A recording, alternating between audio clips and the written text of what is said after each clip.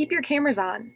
This is super important because not only do we love to see all of your faces, but it also helps your teacher get to know you better and see if you're confused about anything.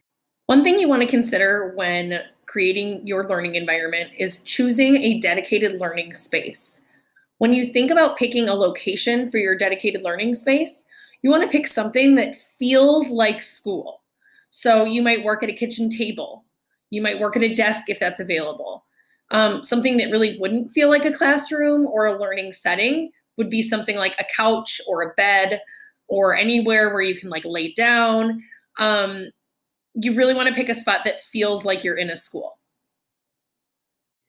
Keep your materials accessible. It's really distracting when you have to get up and leave your learning space. Try to keep all supplies that you might need near you, things like books, pencils, paper, or anything else that you use regularly. Another thing to consider is how you act in your learning space. So think about how you act in school and replicate that for your learning space at home. For example, at school, you can't use your cell phone. So in your learning space, a goal for yourself might be to keep your cell phone in a separate spot. Or in school, unfortunately, you can't play with your dog while you're learning.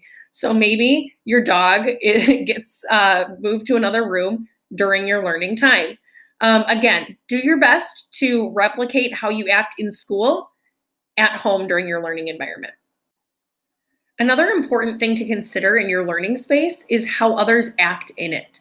So you want to make sure that you set the expectation because you need to have ownership over your space.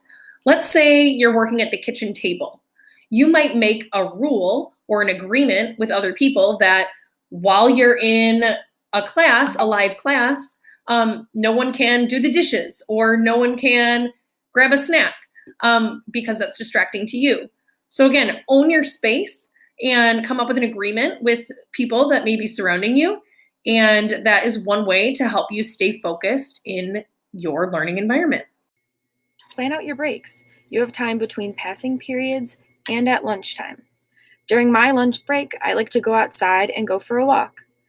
Plan out how you want to spend your break time and make sure that it involves getting up and moving around.